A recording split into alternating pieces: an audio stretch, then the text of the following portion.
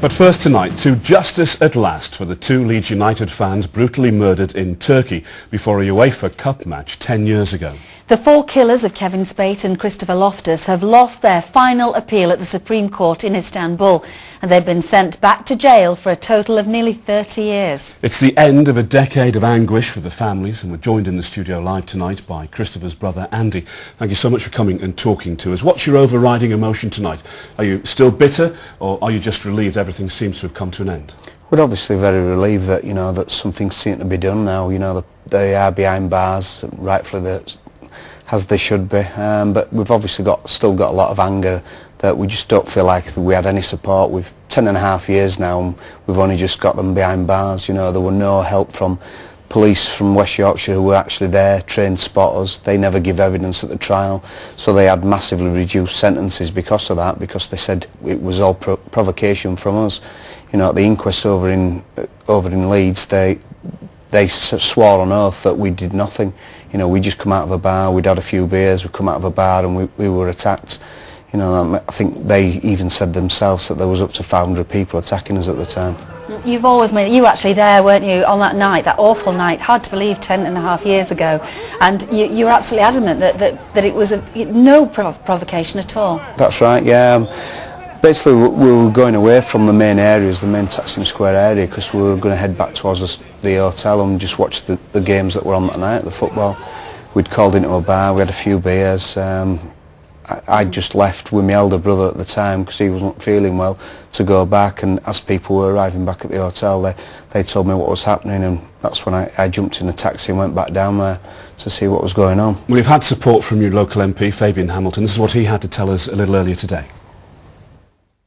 They had to conclude this case for once and for all, and 7 men who had been arrested, 4 are now serving prison sentences between 5 and 10 years for these murders. Now, you may think that's not a long enough sentence for murder, but the fact is they are paying the price for the terrible crimes they committed. They're paying the price, Andy, but we've got Ali Demir here, who was in the dock first of all. The evidence was found on the first night when the actual incident took place, so that must make you still seethe with anger. I think the main thing that sticks in my mind is how smug he was the next day. He was grinning non-stop when he was being filmed. That was just the day after. Yeah, it's unbelievable really that it's took this long. And you and the family have always tried to keep your brother's memory alive and keep the profile of this case high.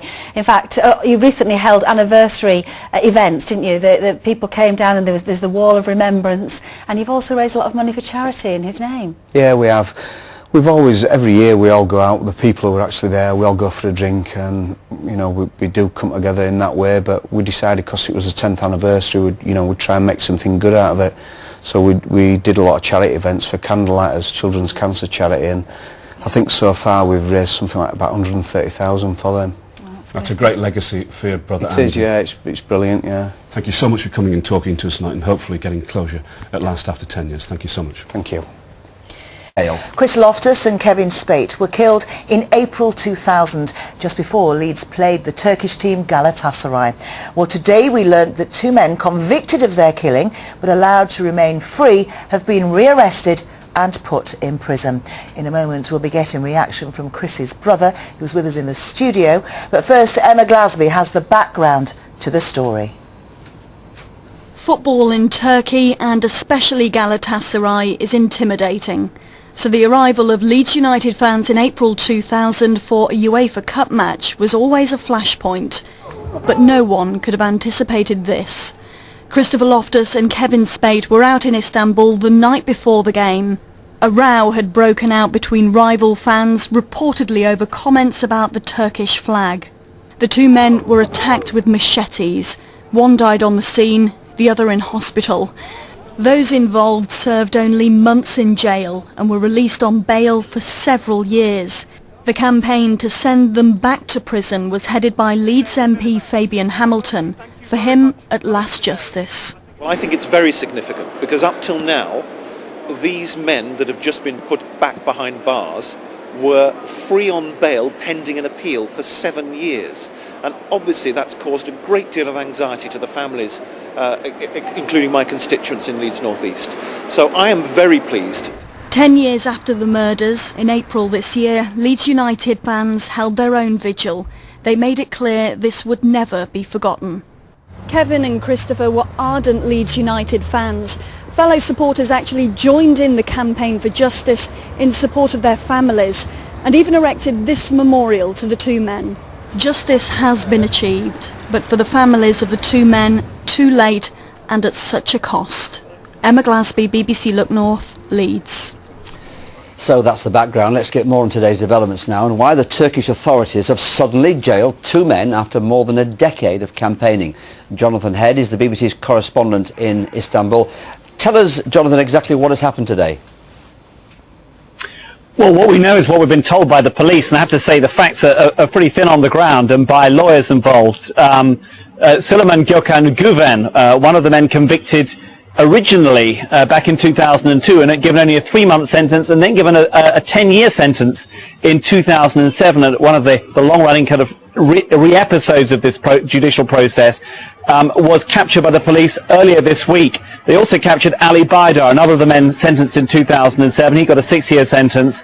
Now, it seems that that push by the police to get these men comes because the appeals process, which has ground on so agonizingly for the families of the two men who died and has left these convicted men out on bail, actually concluded at least 1 or 2 months ago. Once that's concluded, they have to go back to jail, and it seems that now pushed the police to track these men down. They had to track Süleyman Gökhan Güven by monitoring his wife and get them captured and ready to be put back behind bars. Jonathan Head, thank you very much indeed. Well, let's now talk to Christopher Loftus's brother in the studio now. Do you feel that you've got justice, Andrew?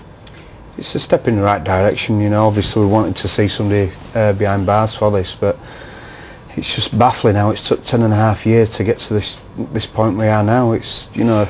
It's come out of the blue, hasn't it, Andrew? I mean, yeah. The campaigning that you've done year on year on the anniversary of the murders, please don't forget my brother, and then suddenly two men back behind bars.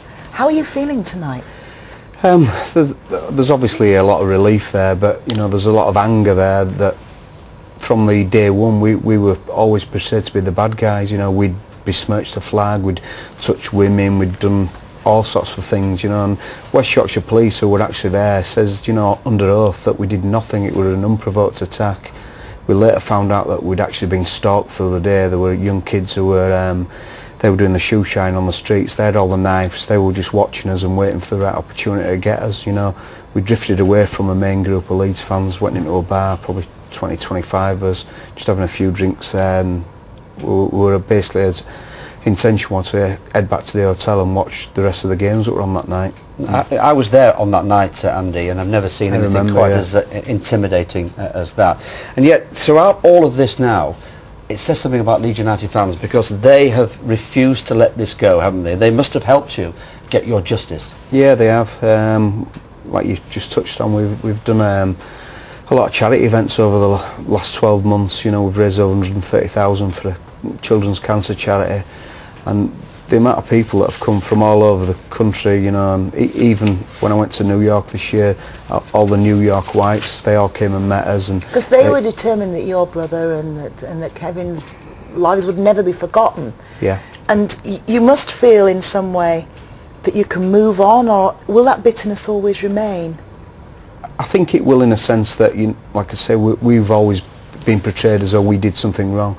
They've got massively reduced sentences because they says we provoked them. We did nothing of the sort. We came out of the bars, you know, and we were attacked at that point. You know, there were not just my brother Chris and Kev who were attacked. You know, there were lots of people who got stab wounds and slash wounds. And you had to witness it as well. No, I'd just left 2 minutes before. I'd gone back to the hotel with my elder brother, and I'd just got back to the hotel, and people were drifting back. Like I say, we were all supposed to meet back at the hotel, and that's when they told me what was happening. I got back in a taxi and went back down to, ended up at the hospital.